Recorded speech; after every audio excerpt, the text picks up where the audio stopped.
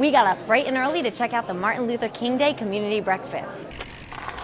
Here at Sunflower Elementary, the whole point of this event is to get students excited about being outside. A Eudora daycare worker appears in court today for the first time following the September death of a 9-month-old baby. This is a common king snake, or a speckled snake, which you can tell by the speckles. Hi, I'm Ashley. Ashley competed on a reality show in Fiji, and she survived to tell me all about it. And here at the site of the burned vehicle, what we can see now, aside from some melted metal and some pieces of debris, there is a piece of the Honda plate, so we do know what type of car it is from that. Hey, Stephanie, well, as you can see, I couldn't help myself. I had to try this chili for myself, and I must say, it's pretty good. Now, what we have here, we're at the 31st annual event of this. We just arrived here on scene at the 1300 block of Crosswinds Court, and behind me, there was an apartment building that was completely engulfed in flames, neighbors say, and now it's been put out, as you can see, and on the other side, it looks pretty bad as well, but firemen are working in and out of there, just trying to clear it out. I'm live outside of the Eudora School District offices where a school board meeting is about to start, and before we go in, there's actually a parent here who's going to run for school board member because he's unhappy with issues of lack of transparency and communication within the school district. His name is Eric Allender. Eric, tell us a little bit about your situation. I'm about to head into this board meeting right now, and I will keep you updated with the latest. Live in front of the Eudora School District, Rose Claire for 6 News. Back to you, Stephanie.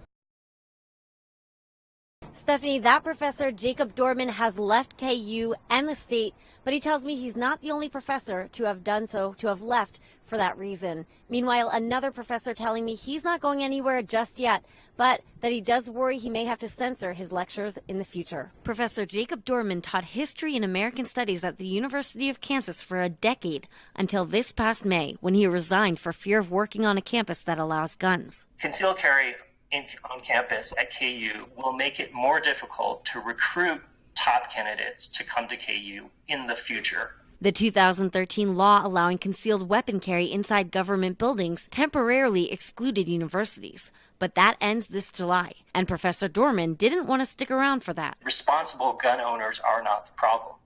The problem, it seems to me, is that there are so many irresponsible gun owners. According to data from Everytown for Gun Safety, nearly 1 in 6 school campus shootings between 2013 and 15 happened because of the presence of a gun, not in spite of it. And though Dorman's not the first to resign since the law's passing 4 years ago, other professors plan to stay on, though not without caution. Are you going to not put those questions into the room that you know will cause people to become agitated or that are controversial? That is my job. That is my mission.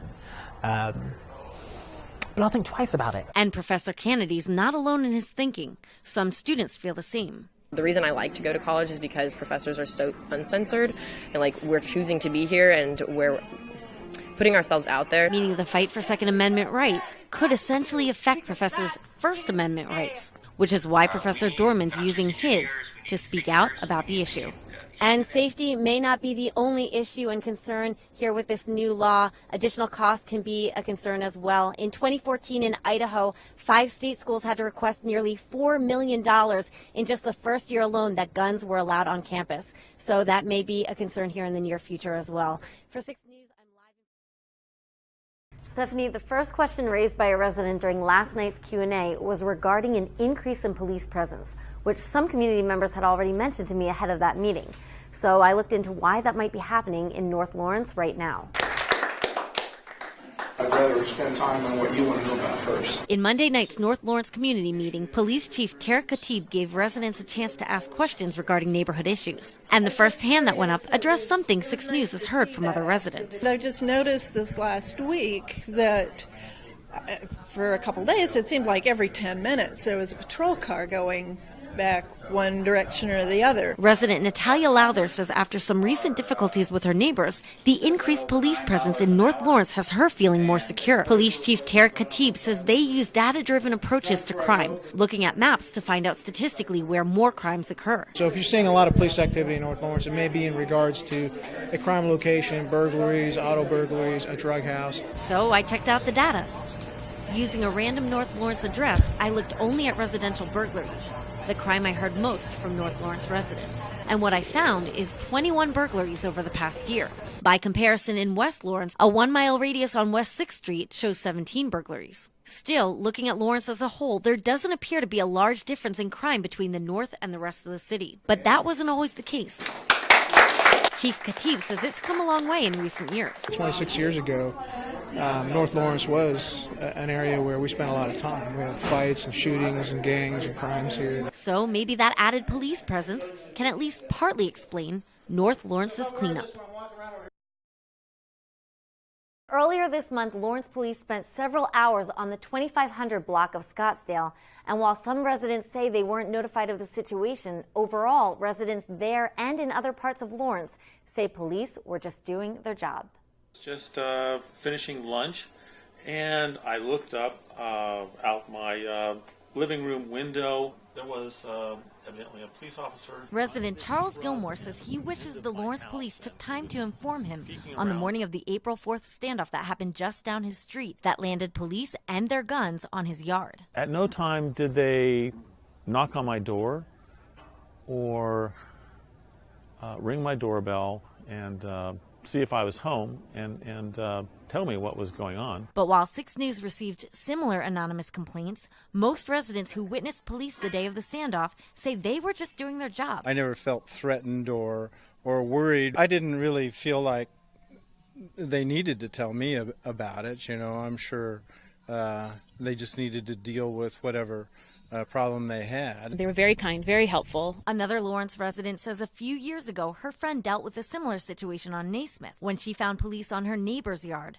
And was just super alarmed and didn't know what was going on because they weren't notified. And over the bridge in North Lawrence, resident Bruce Barlow says he's experienced a similar situation with police on his lawn. But he too says police were just doing their job. If I saw an episode next door, I don't believe that it's their job to come knocking on my door and say, we're going to have an episode next door, so watch out. In an email, police responded saying, though difficult and unpredictable situations, the LPD does its best to communicate a given situation to neighbors. Still, Charles Gilmore says of the April 4th standoff in his area, I felt they could have been more concerned about my physical safety, especially since they were using my house as cover.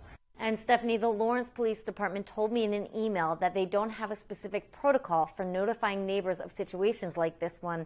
They say it's done on a case-by-case basis, and they do their best to communicate with property owners about what's going on. For 6 News, I'm Rose Claire. Now I know when my mom and dad say to eat your fruits and vegetables, that they mean it. Nearly 800 second graders within the Lawrence school system are learning the human body inside out. The Body Venture is about understanding all the different components of your body. Consisting of 10 body function stations, the exhibit starts with the brain. And the brain is in control of everything we do. We come out of there and they go in the mouth, they chew up, they go down into the stomach and get a little smaller.